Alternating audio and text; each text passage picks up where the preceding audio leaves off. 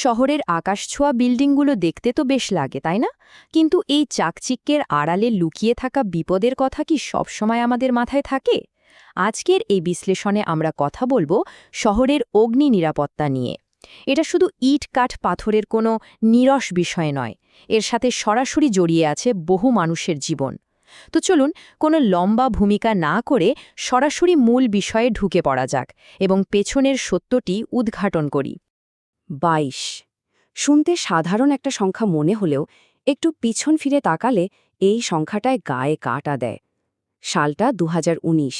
সুরাটের তক্ষশিলা আর্কেডের এক মর্মান্তিক অগ্নিকাণ্ড অকালে কেড়ে নিয়েছিল ২২ জন তরুণ শিক্ষার্থীর প্রাণ। একরাশ স্বপ্ন নিমেষেই যেন ছাই হয়ে গিয়েছিল। এই ২২ সংখ্যাটা আমাদের বারবার মনে করিয়ে দেয় যে পরিকাঠামোগত সামান্য একটু অবহেলা ঠিক কতটা ভয়ানক পরিণতি ডেকে আনতে পারে।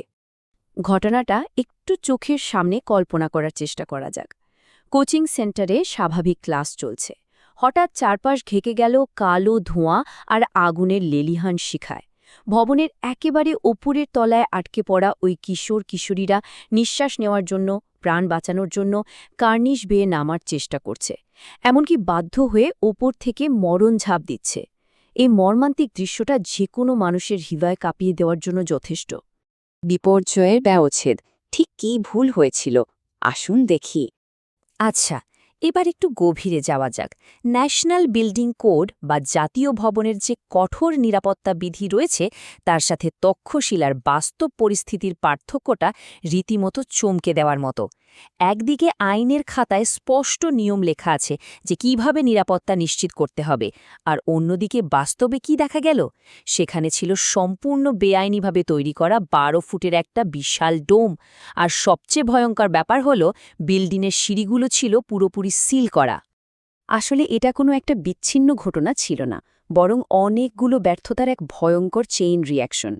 আগুনটা কিন্তু লেগেছিল ভবনের বাইরের একটা এসির শর্ট সার্কিট থেকে। কিন্তু এরপর কি হলো? সেখানে থাকা অত্যন্ত দাহ্য ফ্লেক্স ব্যানার আর বসার জন্য রাখা ডিজাইনার টায়ার, ব্যাস এই জিনিসগুলো ওই আগুনকে মুহূর্তের মধ্যে একটা দানবে পরিণত করল।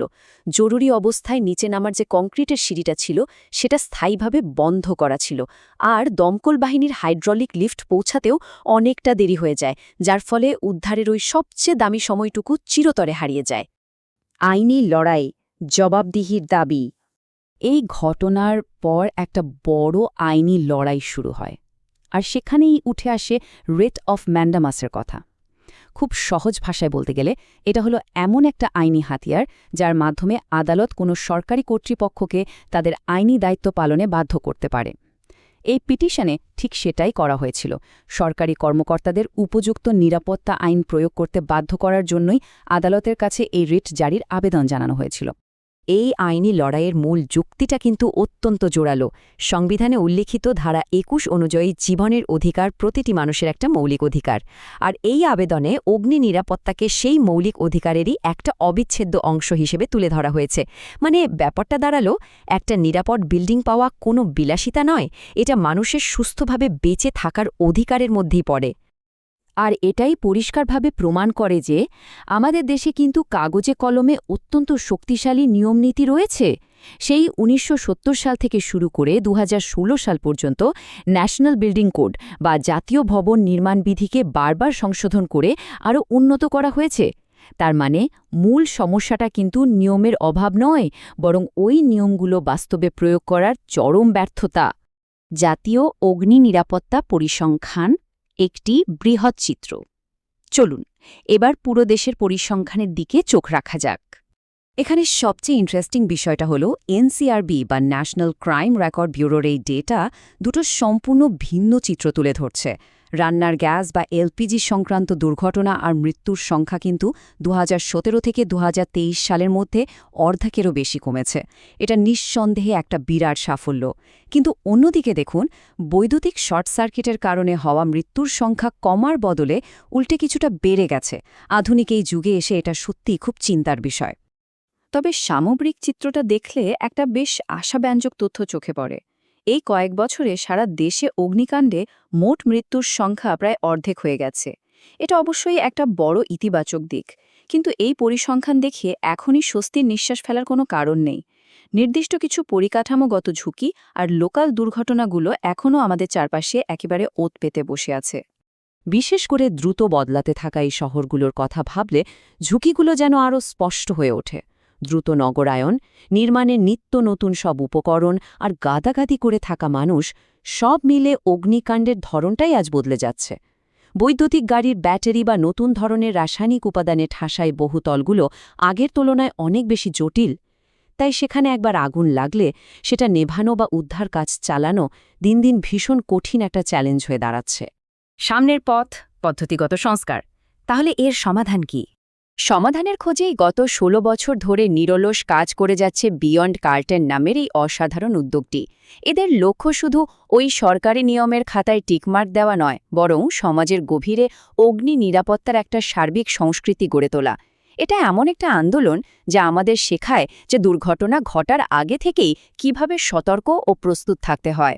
চলুন সামনের দিকে এগোই এবং দেখি কিভাবে এই প্রস্তুতি একটা কাঠামোগত রূপ নেয়। ভবিষ্যতের বিপদ এড়াতে এখানে ৪টি মূল কর্মপন্থা তুলে ধরা হয়েছে। প্রথমত, আগুনের পূর্বাভাস দ্রুত পাওয়ার জন্য প্রযুক্তি আর ডিজিটালাইজেশনের ব্যবহার বাড়ানো। দ্বিতীয়ত, নিয়মকানুনগুলোর কঠোর প্রয়োগ। তৃতীয়ত, সাধারণ নাগরিকদের যুক্ত করে নিরাপত্তাকে আরও বেশি বিকেন্দ্রীকরণ করা। আর শেষে, সরকারি বেসরকারি সকল মহলের জবাবদিহি নিশ্চিত করা। এই ধাপগুলো ঠিকমতো অনুসরণ করলেই আসল পরিবর্তন আসবে। সুতরাং সবচেয়ে জরুরি কথা হল, শুধু কড়া আইন বা সরকারি নির্দেশিকা দিয়ে সবকিছু বদলে ফেলা যাবে না। অগ্নি নিরাপত্তা আসলে একটা জননিরাপত্তার বিষয়, আর এটা নিশ্চিত করার জন্য একটা সম্মিলিত দায়িত্ববোধ থাকা ভীষণ প্রয়োজন। যতক্ষণ না পর্যন্ত নাগরিক সমাজ, বিভিন্ন প্রতিষ্ঠান এবং সরকার একসাথে মিলে কাজ করছে, ততক্ষণ সত্যিকারের নিরাপদ পরিবেশ গড়ে তোলা এক প্রকার অসম্ভব। বিশ্লেষণের একদম শেষে এসে একটা প্রশ্ন কিন্তু ভাবিয়ে তোলে। আধুনিক শহরগুলো গড়ে তোলার সময় কি মানুষের মৌলিক নিরাপত্তার চেয়ে কেবল দ্রুত সম্প্রসারণ আর বাহ্যিক চাকচিক্যকেই বেশি অগ্রাধিকার দেওয়া হচ্ছে? প্রতিদিন যে বিল্ডিংগুলো বা পরিকাঠামোগুলো ব্যবহার করা হচ্ছে, সেগুলোর আসল অবস্থা নিয়ে আরেকটু সচেতন হওয়ার সময় বোধহয় এখনই। চারপাশের এই দ্রুত বদলাতে থাকা কাঠামোগুলোর দিকে আরেকটু তীক্ষ্ণ নজর রাখা দরকার। আজকের এই বিশ্লেষণ এখানে শেষ করছি।